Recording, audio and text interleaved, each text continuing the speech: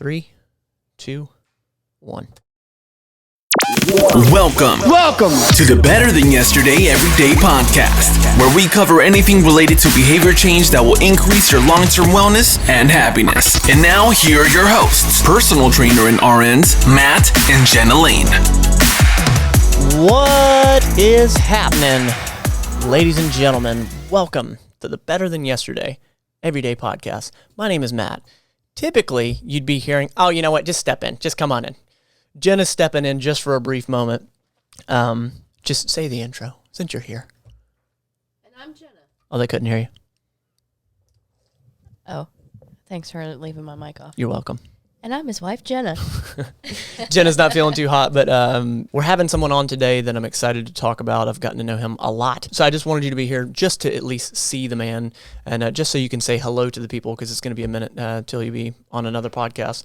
As far as this has gone, we've been hit with a few things lately, but I'm excited about today. If you're new to this podcast, I appreciate you sliding by. I'm all about implementing behavior change for your long-term wellness and happiness. I'm a registered nurse and a personal trainer. Jenna is also a registered nurse.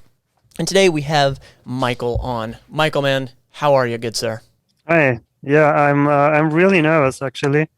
But to be fair, I'm speaking directly to famous YouTuber Jenna Lane, so thank you. But of course, the woman that makes no content and has a pretty high following over on YouTube right now. Yeah, which is crazy. Yeah. It's not true that she has no content. She put up a picture of a cheese pun. You're supporting her way too much, Michael.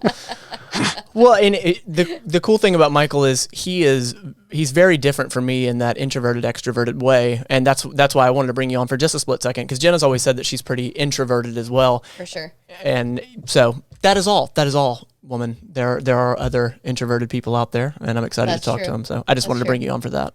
It's good to see you, even just for a minute. Yeah, I actually can't see you, but I can hear you. Step over sorry. here. So you guys, if you're listening, this is a video podcast as well. See. Hello. Hi. We're recording on Zoom over here, and then you guys see this. By the way, if you're listening to this audio, thank you, I appreciate you, babe. If you're listening to this, you can also watch it on the thebtyepodcast on YouTube. There will be a link in the description below. So the man here, Michael. And I'll be honest, one thing I meant to ask you beforehand, I didn't know if you wanted me to say your last name or not, so I did not. But what I wanted to talk to you about was your sort of history route of fitness. And, you and I getting to know each other through the 30-day full body group challenge, and now you've graduated onto the 60, onto the 90. And I'm excited to talk to you about that portion. And before we dive all the way into that, though, at the top of every show, we always hit you with our gratitude point. This gratitude point is something that you can grab that can shift your perspective. That way, if you're down and out, if you're having what you think is the sky falling, you can really grab to this perspective shift that is the gratitude point. And since Jenna's not here, I will go first. And I've been incredibly fortunate to get to know more people and to get in the trenches with them. And I'm grateful for that, because it shares so much perspective for me. And that's so case in point talking to Michael today of he and I are very different people, but we can very much vibe on the same thing that is fitness, that is wellness, that is mental fitness. And I'm grateful for that connectivity with people and being in the trenches with people. So, Michael, man, I'm grateful for you. I really, really appreciate it. Yeah. That's a good gratitude point. Yeah. Yeah, it's introvert and extrovert. It's the best definition that I've ever heard for it. It's not, because usually people think extrovert means you like to be around people and introvert means you don't. But that's not true. Best description that I've ever heard was, it depends on where you, what gives you energy and what takes you energy. I like that. So I like that. If you're an extrovert, being around people is what recharges your batteries, and if you're an introvert, being alone does that. because there are activities that are very, that are a lot of fun, but they take energy. And Yep. So that's the best description that I've ever heard. Yeah, and I don't think that it goes so solid one way or the other. Like I have my quote unquote introverted pieces. I feel like I'm fairly much an extrovert, but I enjoy those introverted pieces of me. And Jenna, I think, is like the opposite. She has those extroverted pieces, but is fairly introverted. And that's what charges her, so that's a good way to put that. And, since we're on top of that, if you do have a gratitude point, hit us with it. If not, no biggie, good sir. Yeah, I know I do. Hold on, you can.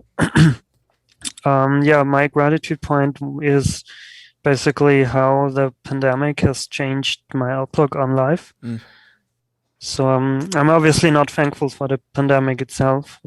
It's awful, and if I could go back in time and stop it from ever happening, that's what I would do. But for me personally, it was tough, but it also gave me a lot of time to re-evaluate my life, and showed me the importance of meeting new people, because my friends group isn't very large, which is not a bad thing at all. But it's got smaller and smaller over the years, just because people move away, people have kids, people do, people leave your life, and eventually the circle is getting really small. So it's really time for me to meet new people, and pandemic has really shown to me that I need that, and it also taught me that my life needs some more creation in it. Okay. Because right now my spare time is mostly consumption. Books, movies, TVs. Okay, got it. Which is not a bad thing at all, but every now and then you should create something, I feel like.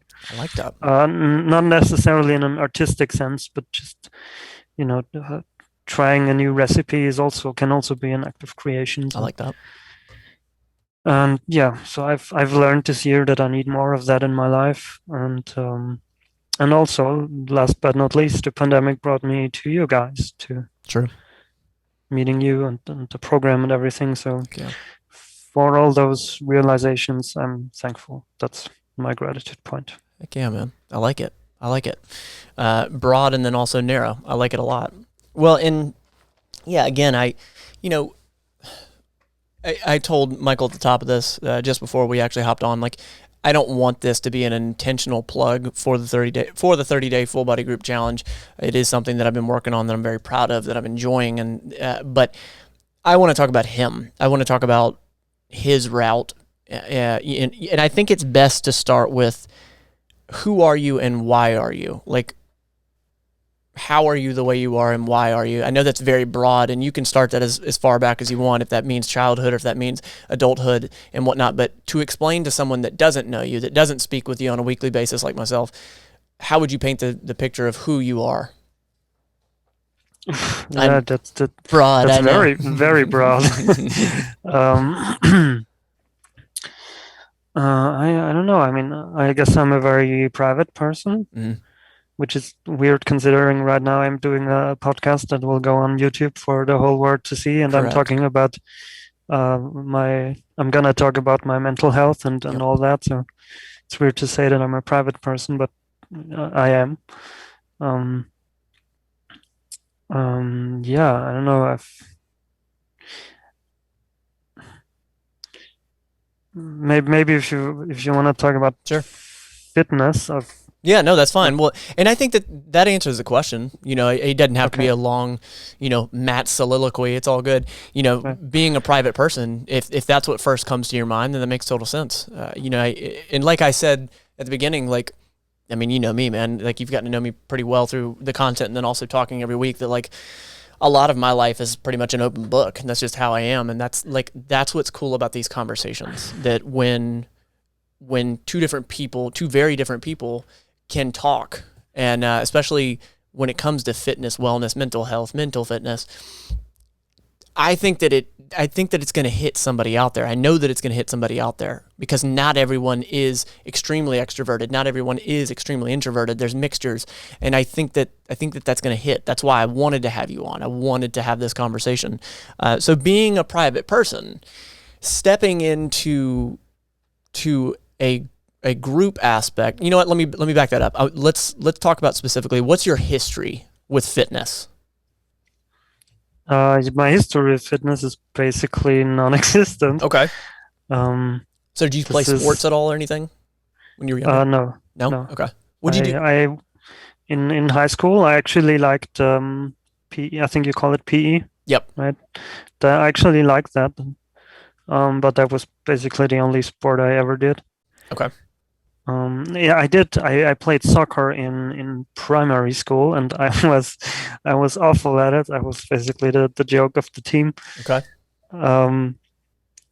But after that, after primary school, I think the weekly PE was the only sport I ever did, and until I went into the program, into the 30-day challenge.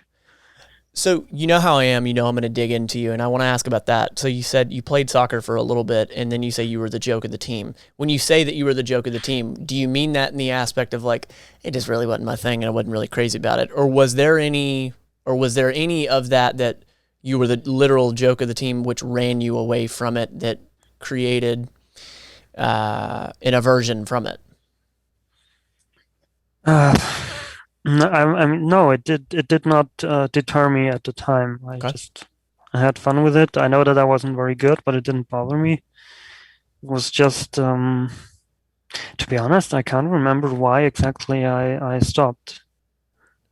Understood. Yeah. Okay, cool. No, and again, I think that paints the picture. Like the more you can open the layers of who somebody is, I think always in how's the audience going to respond? How is it going to benefit the audience? So when I ask those probing questions, it's to sort of open those layers up and figure out who are you, why are you?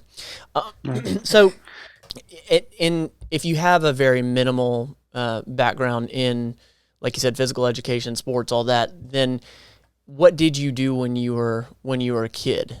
Did you read more? Did you consume more? Like, if you weren't into sports and physicality, what were you into as a kid?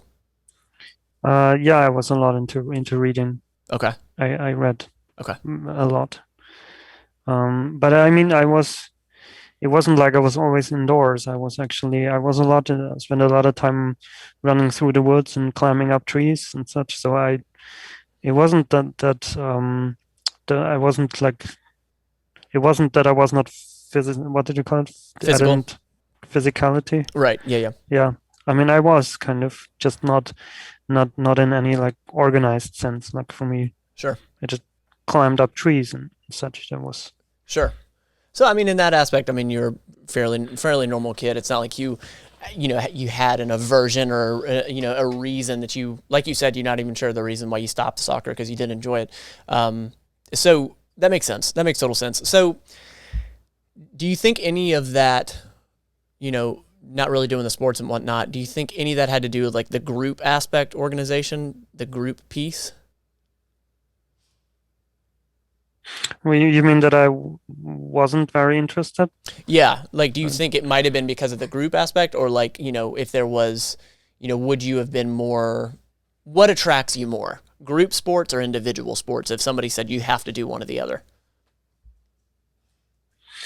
I mean, right now I would probably say individual sport, just because it fits better into my schedule, in my life, Got it. But that's a practicality thing, not necessarily a real preference thing. So what would you say on a preference? I don't know. I mean, I haven't really had much experience with team sports since I left high school. So got it. Okay. Maybe that's gonna be the next step of my journey. Possibly. And so what Michael and I have talked about actually in the challenges that he's been doing inside the group challenges is, that aspect of, maybe it is good for him of, branching out and meeting more people. So if you don't know, the 30-day full body group challenge, I'm giving context here. It's a program that I've developed over the past 4 years as of right now. And I now have quite a few people in it, and then we speak every Friday, and we go after mental fitness first. We work on the actual physical training piece. We talk about the nutrition, but the mental fitness is ultimately that's where it always changes everything. And that's where you get long term. And so, what you and I have talked about in the past about, intentionally getting out and meeting more people, new people. Now that you've been in this group challenge, 30, 60, now 90, how has that aspect been for you for fitness? Like, do you feel like the group aspect has propelled you with fitness, or do you think it's just been an added good piece? And for me, the group aspect was definitely the centerpiece of everything. Okay. It was, a lot of it was just the convenience of having a set of exercises that I do. I don't have to think about which ones I'm gonna do today and all that. The whole convenience thing that's a lot of value. But yeah, the group aspect is really what does it for me. I like it. Okay. Yeah. Good. Go ahead. It adds meaning to it. Why? Because we've talked about this before on the call. Is that I wasn't. There were a lot of times so I need to back up a little bit. No, you're good. I've always struggled with mental health since I was a teenager. I had depression and anxiety and social anxiety in general, and so part of why I struggled with fitness and all was that I a lot of times felt I wasn't worth the effort.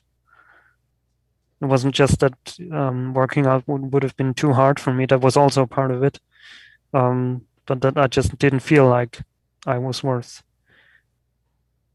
it, and I still have that sometimes. And one aspect of the group is that I can simply say, well, today I'm doing it for the group. Today I don't feel like doing it for myself, but I'm part of the group. I have maybe not a responsibility, but it's part of the group aspect is that we're all in this together, and one for all for one. And yeah, maybe it is a responsibility. Maybe that's the right way to say it. I like that. I like that a lot. So you shift that to it's a responsibility. So when you say you don't feel like you're worth fitness, health, wellness, is that what you mean? You don't feel like you're worth those things? Yeah. Okay, got it. So I know you're not the only person to say that. I've heard that before. What do you think drives that? Like, and I know that that's deep, but like, why do you feel that? Well, that's part of depression. Okay. The idea that you're not worth anything. Okay. So you think, so you feel that it comes straight from there, or you know that it comes straight from there? Yeah. Yeah, got it. For me, it definitely does. Understood. And actually, that's what I wanted to talk about. Yeah, by all means. On this call, about the whole we talked before on this, the whole motivation through guilt. That's right. Yes. Because there was something that another person in the group said once that's caused me to think back on that. And when you say motivation through guilt, to paint the picture for them, what do you mean by that? Yeah. So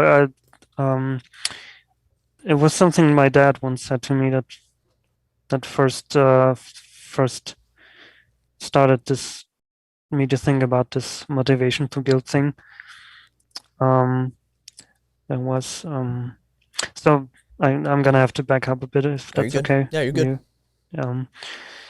So as I said, I've had this depression and anxiety thing for a long time now.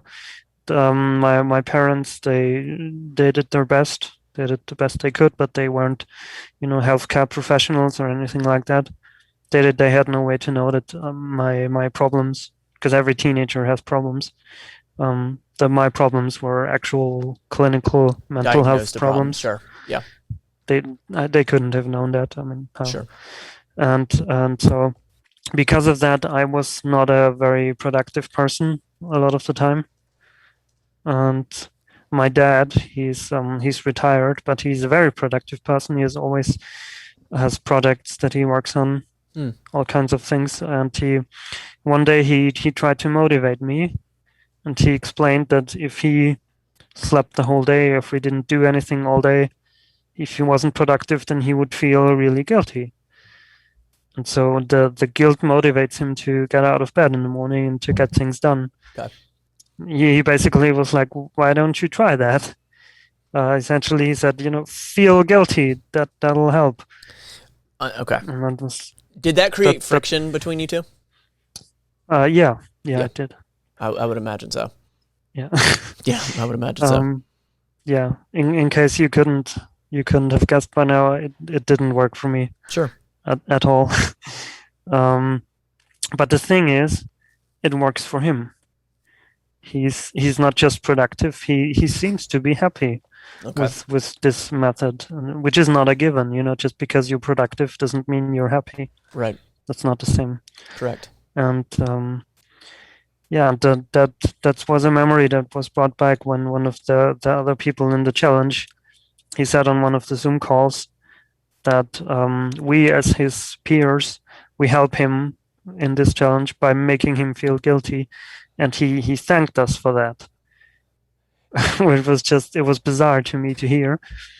Now, whenever that was thrown out, because I'll be honest with you, I'm blanking on that conversation. But when that person said that, and you don't have to say their name, but when they said that, did they mean that from words from people saying, "Hey, you need to do that," like, or else you screwed up? Or do you think that was an internalization on that person's part of like, it's inside their head? Does that make sense what I'm saying? Like, it was definitely an internalization. Okay, got it. Definitely, because I can't remember any of the group members ever saying anything like that. Yeah, and that's what I was trying to bring to my head. I was like, dang, did I miss that conversation? Got it. No. I think it was more like, just his style.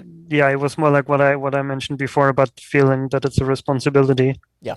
That he meant he would drop his responsibilities if he didn't do it, and that's what would make him feel guilty. I think that's what. That makes sense. So yeah, and so again, it seems to work for him. And yeah, on the one hand, I can see why it would. It's a pretty simple mechanism. If you feel guilt, you want to alleviate that guilt, you do something, you feel accomplished. That makes sense. Right. But it doesn't work for me. Sure. And one of the reasons it doesn't work for me was, at the time, I felt so much guilt and pain already because of my depression that I didn't want to develop a pattern of behavior that would add to that. Right. That wouldn't have worked. So for me, it was actually the opposite. I needed to learn to forgive myself, which I couldn't back then. Yeah. But there's a more general reason why it didn't work for me. Because not everybody feels as much guilt and pain as I did back then. Sure. Back then, and when was that? You think before the challenge or at the start of the 30-day challenge? Oh no, that was way back. Even before. That was like, yeah. Like when my dad said that to me. Got it. That's when I was. How old were you then? You said you were in your teenage years. I need to drink real quickly. No, you're good. You're good. I don't remember how old I was, but I was still in high school. Okay. When he said that. Now, did he say that, was that one-time attempt, or was that something he brought up numerous times over months, years?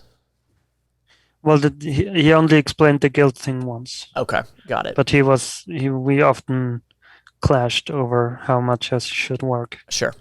Yeah, understood. Yeah, so that was a reason that why it's not working for me. That was very specific to me.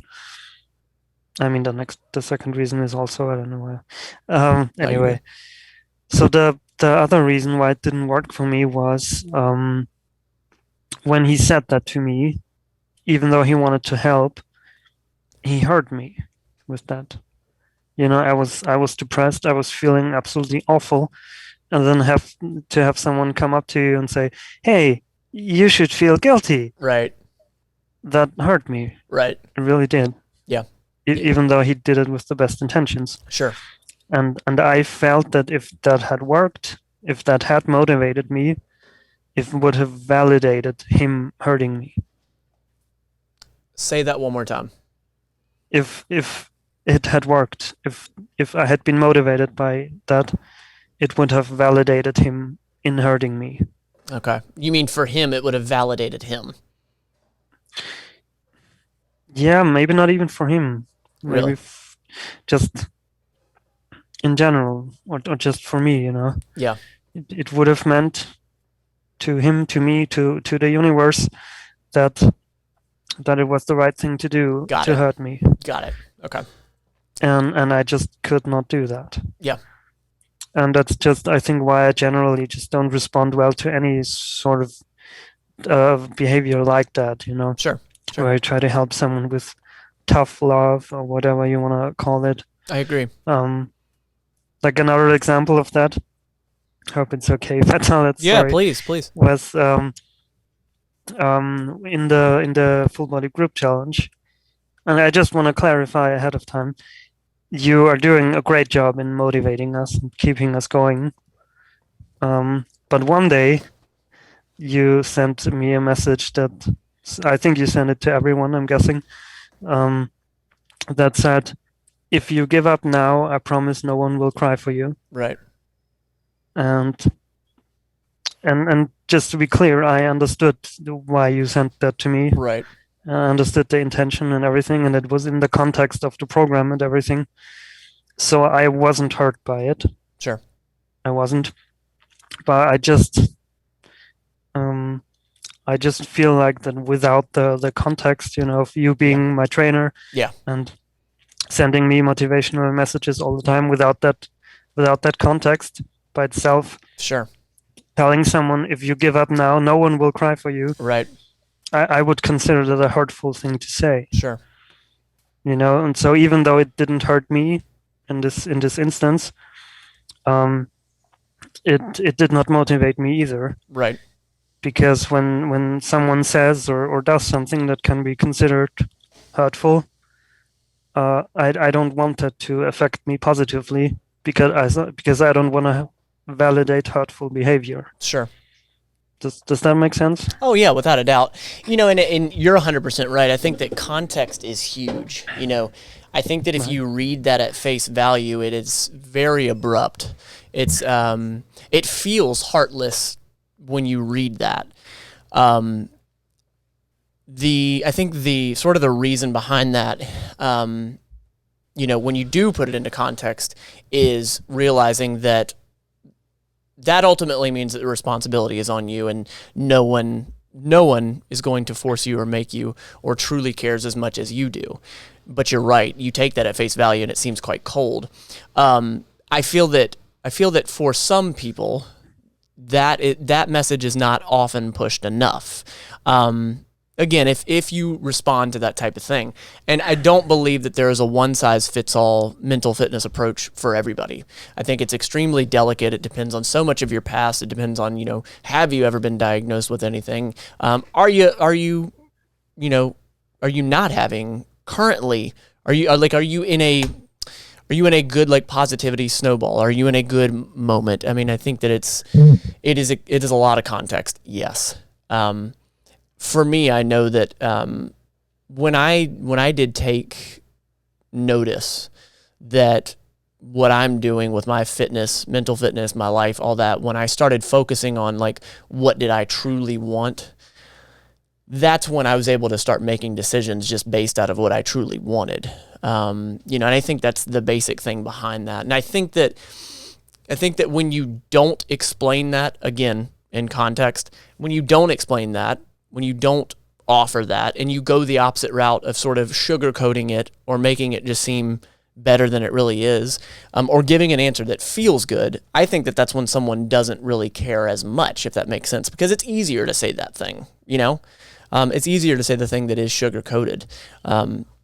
But yeah, I get what you're saying. When you take that out of context, it doesn't sound good at all, for sure. Right. I mean, I'm not sure I agree with that it's necessarily easier.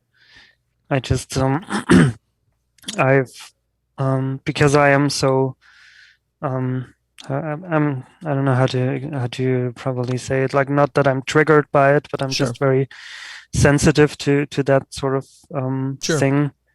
To me, it often feels like it seems to be way easier to say something that's maybe not hurtful, but abrasive, or Sure. some more with that kind of mood, rather than say something truly kind, because I Sure. feel like it is a lot more difficult to really find the right words that are empathetic and kind. I feel like it's a lot easier to throw out something that's a proverbial kick in the ass. Sure. No, and when I'm saying it's easier, I guess what I'm saying is ultimately the truth of, for me to just say, you're good, man, you're good. And like, regardless of how you're actually doing, for me to just say, you're good, and encourage blindly, I think that that's a detriment to you. Now, like you said, context is key. Being honest is key, but how you present it, yes, that is huge, without a doubt. Yeah, I mean, this is what you're talking about now is more like giving an assessment. Telling someone you're doing great, even though they're doing bad. That's obviously bad. Sure. But that's like because it's an assessment, and that assessment is, in that case, would be wrong. Right. Whereas this is more like it's more like what you choose to say to bring someone forward, to get someone to progress. It's not there's not necessarily an assessment in that. True. Do you know what I mean? Yeah, no, I get what you're saying. And I guess ultimately it's the perspective of the receiver too, which, I mean, you said that yourself, like, I think it's ultimately because you know how I am, and I think that I am empathetic, and I don't believe there's a one size fits all. And, what I say to one person is not going to match or equate to saying it to, the person to the right.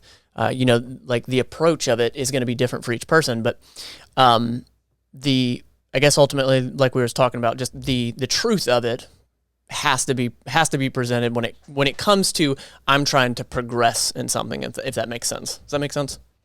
Yeah, sure. Yeah. Sure. It's just that I'm with the metaphor that I would choose to describe what I mean is like, when I see someone trying to help someone along by saying something hurtful, to me that kind of feels like when someone is down, you try to help them by kicking them, right, kicking them when they're down, sure, to motivate them to get up and defend themselves, right, instead of just helping them up. Sure. That's always the picture that I have in my mind when I see someone trying to motivate someone by saying those kinds of things. I think in my head, I just had it cross my head, like the translation of like a drill sergeant. A drill sergeant screaming at you to get something done. Now, I get it. It's a little bit different because what they're doing is they're preparing them for war. Like, that's a little different. But it's still the concept. Right. I have seen people try to motivate other people by screaming and yelling at them. And, if someone doesn't respond to that, they just don't respond to that. Earlier, before I was even a trainer, this was years ago when I was sort of getting into fitness, I remember Jenna went to work out with me. And that's just how I am. Like, when I'm around friends, which I haven't lifted with friends in a long time, but especially back in the day when I was much more of a brute moron, just slinging weights around and not really any calculated ideas behind it. It was just aggression and being young. We would yell at each other and be like, get the weight up, man. And I remember I did that once to Jenna as motivation. Didn't respond to it at all.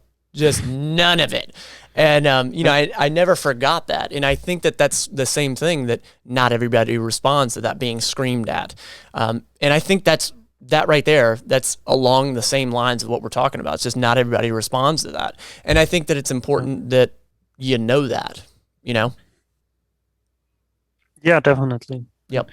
That's and particularly motivation is something that's very, very individual. Yeah. And I mean, as I said, I'm not denying that it works for some people, Sure. or maybe even for a lot of people, just not for me. Sure. And but the thing I think about this mechanism, this motivation through guilt, productivity through guilt, I think even if it works for you, it can get out of control. How so?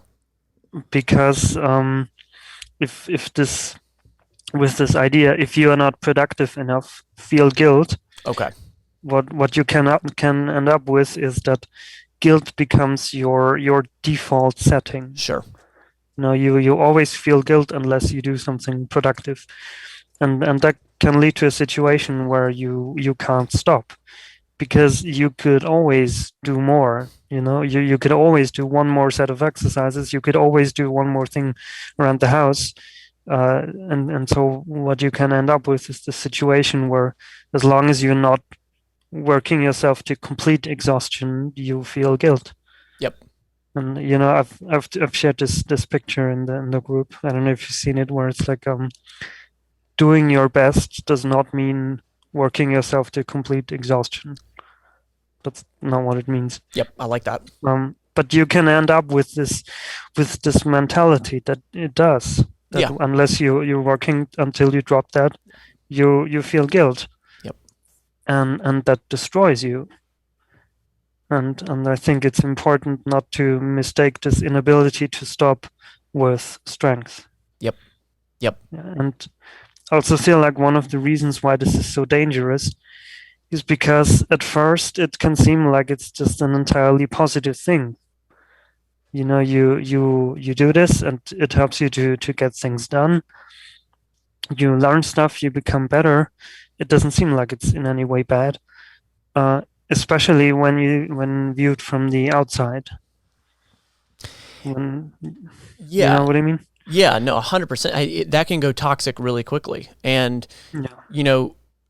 I for the past 4 years when I started Matt Lane Fitness in 2017, it's been 4 years, yeah. I've grown a lot personally, just through having a business and working on things and responsibility. But then, so from the business aspect and then personally, I've grown a lot.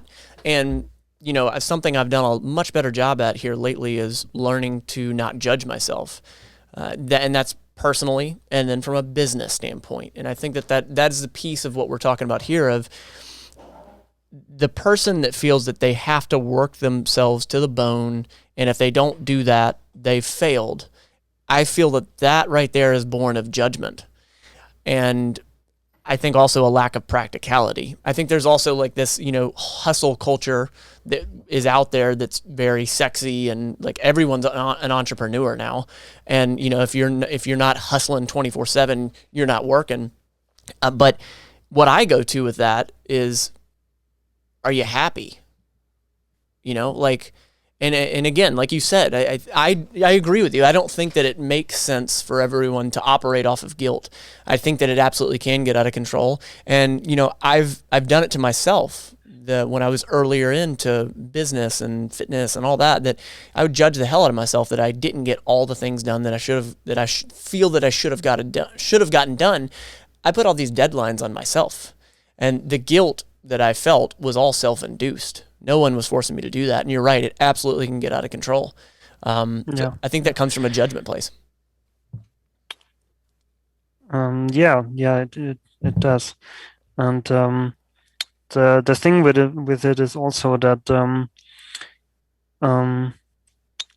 as I said, especially when you watch it from the outside, when you're on the other end of the spectrum, when you have problems that cause you to not get enough done, like I did, you can immediately see that there's a problem because you don't get enough done, right? You mean it's right in front of you? You mean like, I did not fold the towels? Yeah, and I mean not yeah, just in generally when you Got it. when you're you know when you don't have the energy to clean your apartment, Sure. it's gonna fill up with trash, and then you're gonna ask yourself, why am I not doing this? Uh this isn't good. Yeah. Obviously there is some sort of problem. If I don't have the energy to even clean the house, there's something amiss here. Whereas if you're on the other end of it, if your house always looks spotless, because if it doesn't, you feel super guilty. It doesn't look like there's a problem. So in both cases there's a problem, but Yeah. when you're trying too hard to be productive, that's more insidious.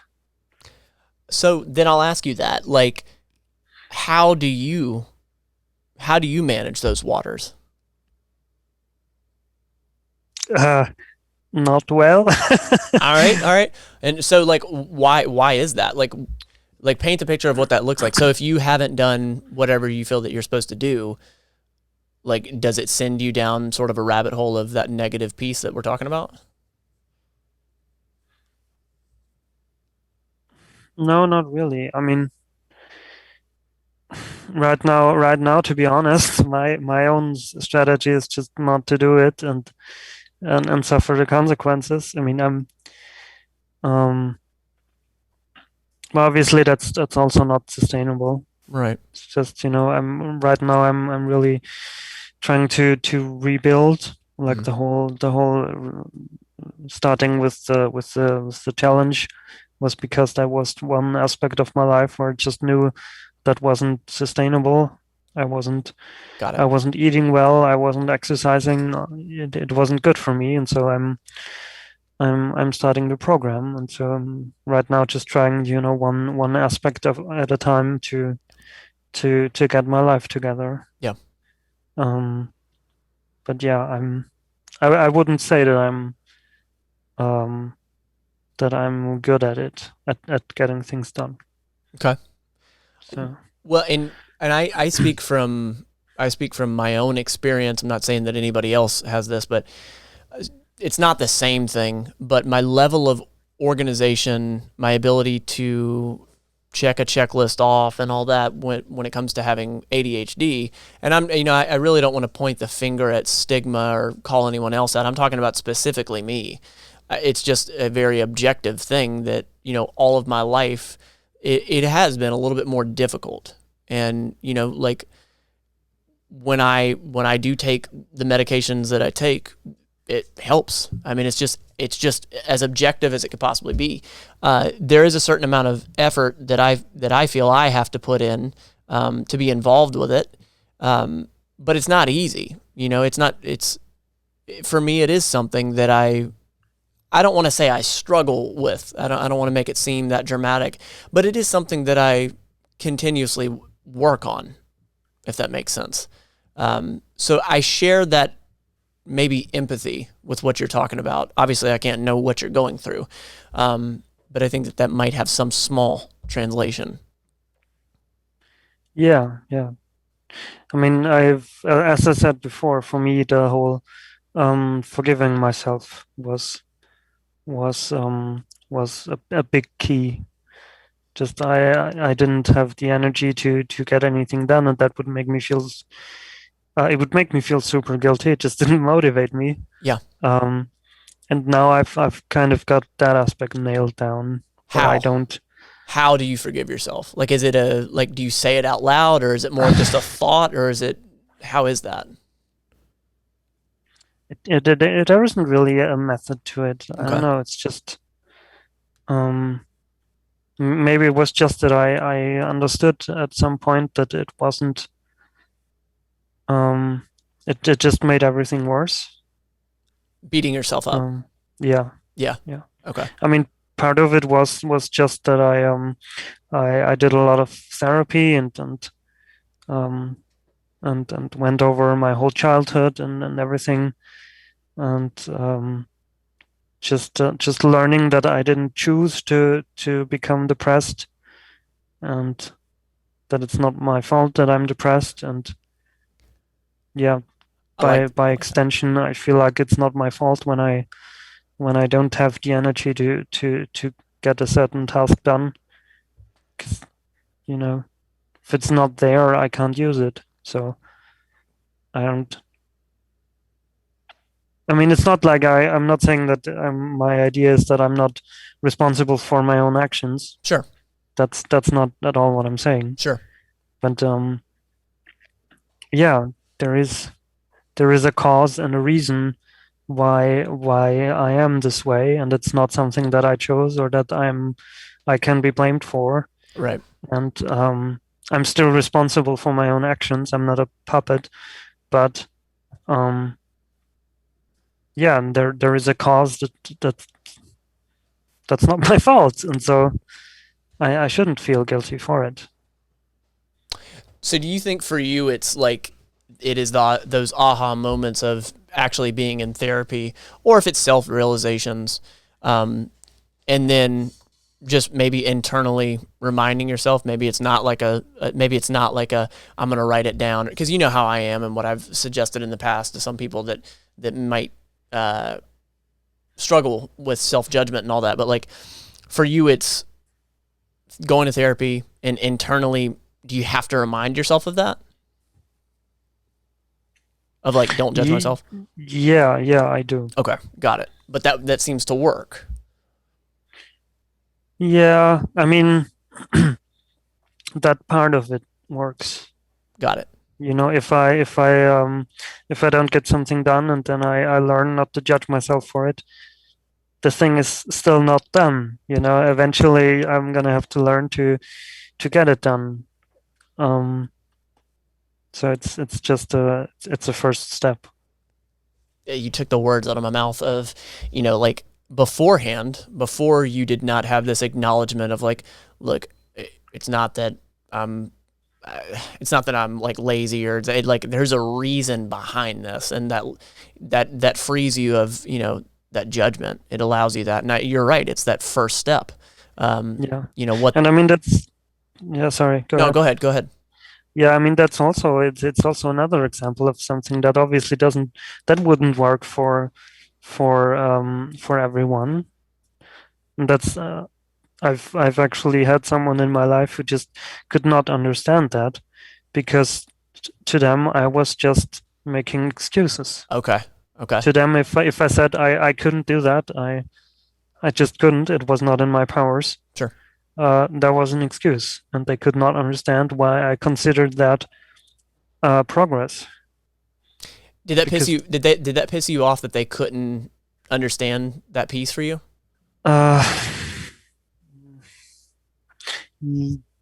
Yes, but that was only because that person was someone who should have maybe understood. Like I would totally understand that someone that a random person X would think this way, because it makes total sense. Yeah, it sounds absolutely like an excuse. Yeah, but it's just that person was someone who should have understood. So yeah, in that case, it really bothered me. Sure, that makes sense. I mean, it maybe just like you said, a random stranger on the street. Yeah, it makes sense. But that lack of empathy from someone that knows you, and I don't think that, and this is not, regardless, I'm gonna say it. Like, even if the person doesn't understand, like, or has not experienced that, that makes me go to, well, I wonder why, instead of just pointing the finger at being like, you're just making excuses. Like, that doesn't fix anything ultimately. Like, I think asking the question as to why is that, I think that that's more productive than just pointing a finger and just be like, you just don't want to do it. That's really interesting. I'm really glad we've gone down this road of this conversation, because I think empathy is difficult for some people. I think that if you truly don't know what someone's going through, and you don't have the ability to try to put yourself in their shoes, communication is very difficult moving forward. So I'm glad we've gone down this road of it. Yeah, I mean, the thing with empathy is, it you can overcome that barrier in two ways. Either you have some idea of what that person is going through, Mm-hmm. You don't have to know exactly what it's like, but you need to have some glimpse of it. Or if you don't, you have to acknowledge that you don't. You have to acknowledge and understand that you don't understand that person. And the problem is when you don't have either. The problem is when you don't understand, but you think you do. Yeah. Yeah. I think what plays into empathy as well is believing what that person is saying. Because, if I don't have clinical depression, if I don't know truly how you feel, if I can't possibly know what you're going through, I at least have to believe what you're saying. If I don't believe what you're saying and I respond in that negative way, like, it's very obvious. I don't believe you. But, if I give you that, if I do believe and listen, I think that's like the first steps of empathy, of believing what you're saying, listening to what you're expounding on. I don't know. That just popped in my head. Yeah, I mean, it's not always that simple, because sometimes No, and I'm I'm not saying to fully understand you. I guess what I'm saying is to open the lines of communication. I think that believing what you're saying is huge for somebody that doesn't experience clinical depression. Right. Well, I mean, the problem with just believe me then is that often you don't know it yourself. When I say it's not in my power to do that, it could be that I'm just mistaken myself. Sure. So it's not as simple as saying, well, I believe you. You can believe someone and still think that that person is just mistaken, that they, See, to me, that seems like they don't really believe you then. I guess then maybe the best way to put it is I believe what you're telling me you're feeling. I mean... Yeah, that makes more sense. That makes more sense. That's definitely true. Yeah. Yeah. Heck yeah, man. So, so yeah, it's definitely a very individual thing. Sure. For some it works, for some it doesn't.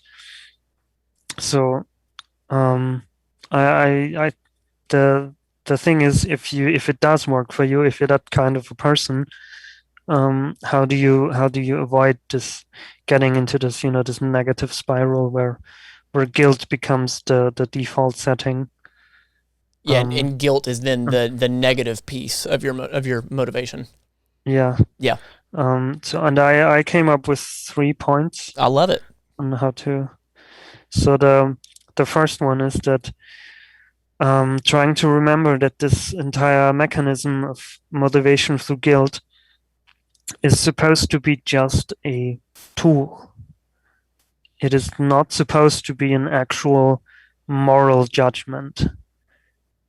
It is a helpful mental trick, if you want to call that. Mm-hmm. You're not supposed to feel any actual guilt in an ethical sense. That makes sense. I like that. Yep, I like it. It's just a helpful tool, nothing more than that. And if it's not helpful, then it might not be the right tool for the job. Sure. Just like it's not the right tool for me. Right. And yeah, when we first talked about this, I wasn't really sure for how many people it works.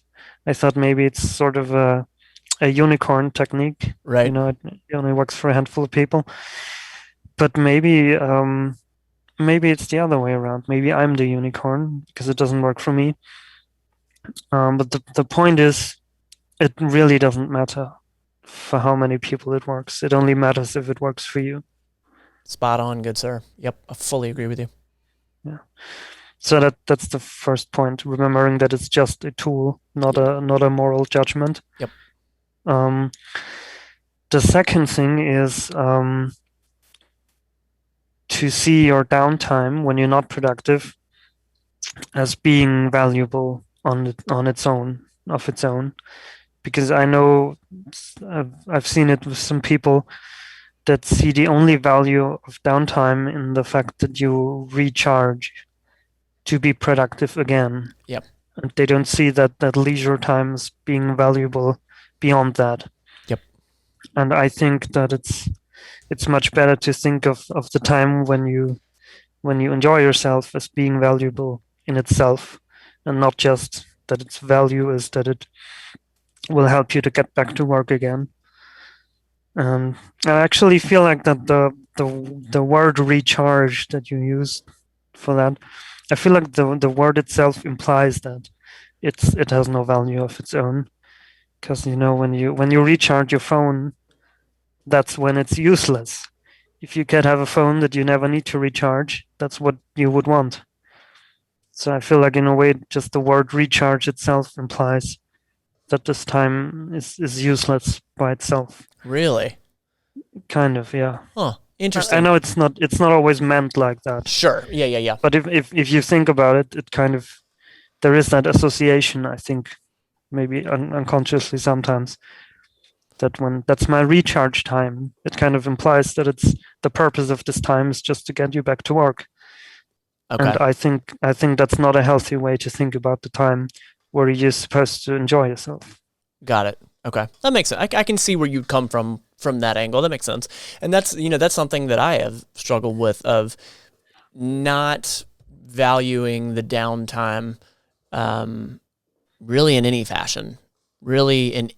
Of, I know that this downtime is going to help me be able to do productive stuff. And then also just, I know this downtime is just downtime that is simply making me happy and I enjoy it. I've gone both routes of looking at downtime as a bad thing, that, if I could constantly be productive, that's exactly what I want to do. So I absolutely have been there. Yes. Right. So that's my second point. See downtime as being valuable on its own. And the third one is, when you are productive, have a reason to be productive that goes beyond alleviating your guilt. Very nice. It can be anything. It can be a goal that you want to accomplish. Can be because even though it's productive, it's also fun. The reason can be anything. It can be because it's just something you need to do because it's going to help you accomplish something else. It can be anything. The point is, it should not be just about alleviating the guilt that you use to motivate yourself. I like that a lot, because I really see that as, if you don't base that downtime off of you truly needing the downtime, and you only base it on like the piece of the guilt that you're saying, I very much see you just going through the motions then and not having a real reason as to why. I like that a lot. Very, very good point. Yeah.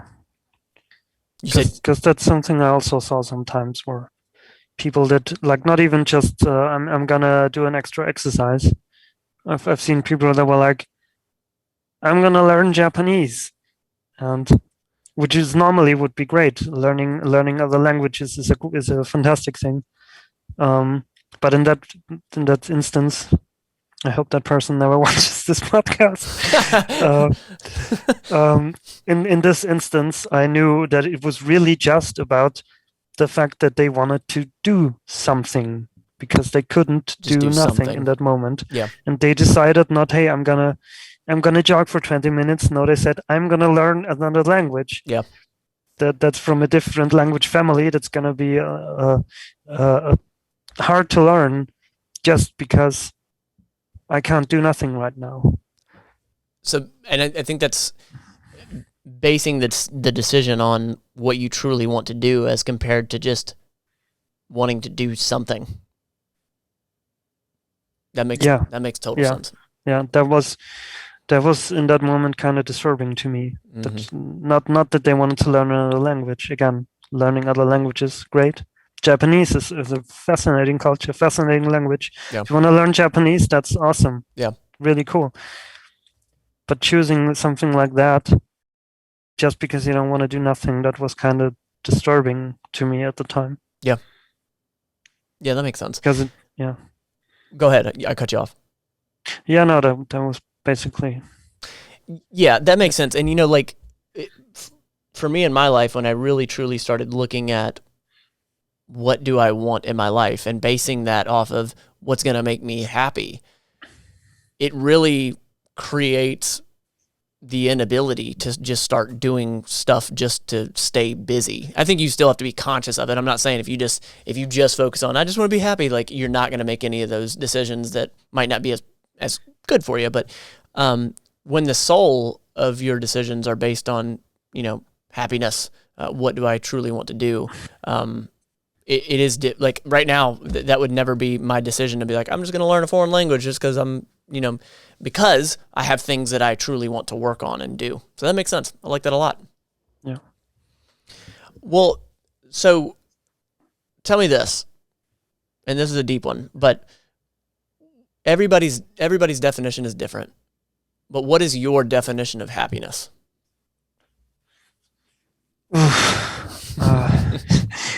Right at the end, you hit me with something like that. Of course.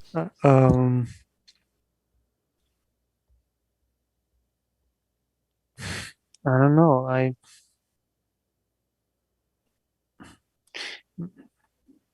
I'm just when I say you're happy if you look at what you spend your life on, it makes sense. You're saying I actually don't like that answer because it just replaces one unexplained word with another, because what does it mean to make sense? I'd have to define that too.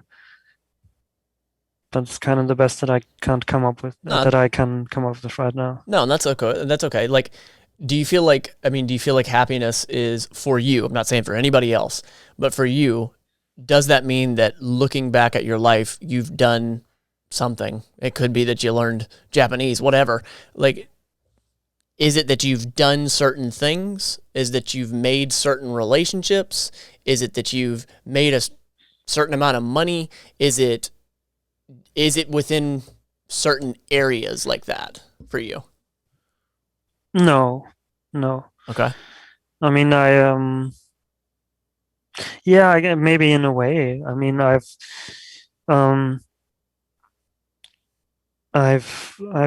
sometimes looked back on my life and I didn't always like what I saw.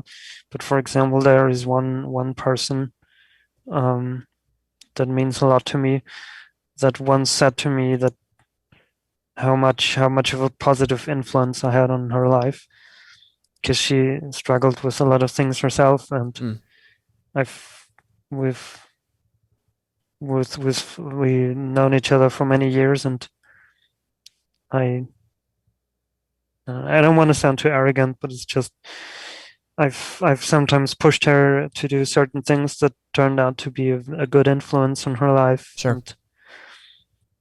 And that was kind of one thing that came to my mind when I think about, if I die tomorrow, what will my life have accounted to? Yeah. That was something that my mind went to. It was like, well, at least I did that. Relationships. That relationship piece, and that, like you said, sort of that pushing and that enriching that relationship, let alone. Yeah. I mean, not just the relationship, just knowing that I've had a positive influence on that person's life. That if I hadn't been there, they wouldn't be in as good of a place as they are now. So what I just gathered from that is benefiting another is a piece of what you feel happiness is. Yeah. I like that. Yeah. I agree with that. Yeah, and I mean that can come in many ways, Mm-hmm. It doesn't mean that you dedicate your life to it in the sense that you become a doctor or a therapist or Sure. something. I mean, I build cars. That's what I do. I don't help anybody during my day job. But you should in some way make other people's lives better. Whether it's if you're a parent and you raise your children well, or just if you have some friends that you help out, or that there are many ways in which you can have a positive influencing someone. It doesn't have to be The traditional way. yeah, one day I helped you move, or I helped you through your divorce, or Sure. whatever it is. Can be anything. Those little things add up to create big benefits, without a doubt. Yeah. Heck yeah, man. Man, I really appreciate you letting me dig into you and explore, this realm. And this is something I've never solely focused on, motivation through guilt. I've never focused on that on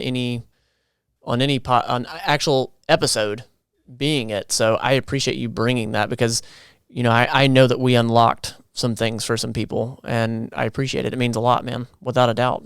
Yeah, and hopefully. Oh, I believe so. That would be wonderful for me to see that when this goes out on YouTube and on the platforms, that there are some people that I've helped in some way. I would be shocked if it didn't. And do me a favor, you listening, you watching, please drop a comment letting us know how it hit you. What do you feel about this motivation through guilt? Do you feel like it's correct for everyone? You feel like it is individually based? I want to know what you feel. And yeah, man, I think we did unlock some doors, and I appreciate you coming on and talking about it. Yeah, I'm glad too. It's a big step for me, actually. Okay. I thought about before we did this, I thought about asking you not to use my last name in the title or something, because I was just like, do I want someone to Google me and find this? Sure. I'm talking about my mental health and Intimate my childhood. pieces. Is that Sure. something I want anyone to see? And ultimately now I'm saying, you know what? Use my last name. Really? Use my face. Use my last name. Hell yeah, man. I'm not gonna hide. I'm dare I say it, I'm proud of you, man. That's badass. Hell yeah. Just don't misspell it again. Yeah, so he was telling me earlier, what did I spell? I spelled the A before E or the E before A? The E before A. Yeah. Yes, I will make sure I get it correct. I've enjoyed it. It was just a little. Actually, just to be clear, I don't like correcting people. It was just that when you put up a thing of mine on Instagram and on TikTok, you misspelled my name there. I misspelled it there too. Yeah, and I was just like, it's okay. It's just it's a typo. I don't care. And then you misspelled it the second time when you wrote me today, and then I was just like, okay, does he think that's how my name is spelled? That's what I thought. Yeah, I thought so. Okay, yeah, no, it's the same as in English. Right on, man. Well, yeah, I will get your correct name all over this, and I'm excited. I'm excited to hear what y'all have to say, man. I appreciate you taking the time, and I guess we'll close it out. Anything you want to say in closing? No, there's something real dumb. When you at the beginning of it, you mentioned my last name. I was wondering if could you try to speak it out loud? That I was gonna say Prelicz. Not even close. I figured not. But it's okay. It's okay. That did come initially from you just wanting to hold respect for your last name, and from the conversation we had previous. So how do you pronounce it? Prelicz. What are you talking? I was somewhat close. You got to give me a little bit of that. You know what? People who watch this, write in the comment, was he close or not? I'm gonna let the viewers be the judge of that. Right on, man. Well, I really enjoyed you. This is a lot of fun. Guys, thank you so much for listening. Thank you for being here every week. I truly appreciate you. If you are new to this podcast, we put one out every single Tuesday at 5:30 a.m. Central Time. And here lately, Jenna and I, we've been repurposing content and putting it on here, but typically it is Jenna and I on here. And it's been a lot of fun getting back to it. We did lose Lily as of the recording of this 1 week ago. So we've been a wee bit down and out, but we are on the upswing. And it is because of people that are in my life, like Michael, and my friends, my family. I greatly appreciate you. We are doing well. We are on the upswing. You don't have to be perfect at this motivation through guilt thing. Just try to be better than yesterday. Every day. This has been the Better Than Yesterday Everyday Podcast. We want to thank you for listening and invite you to subscribe to the show as well. And follow Matt Lane Fitness on YouTube. Until next time, you don't have to be perfect. Just be better than yesterday every day. Heck yeah, man. Okay, that was a lot of fun, man. That was fun, yeah. You were awesome.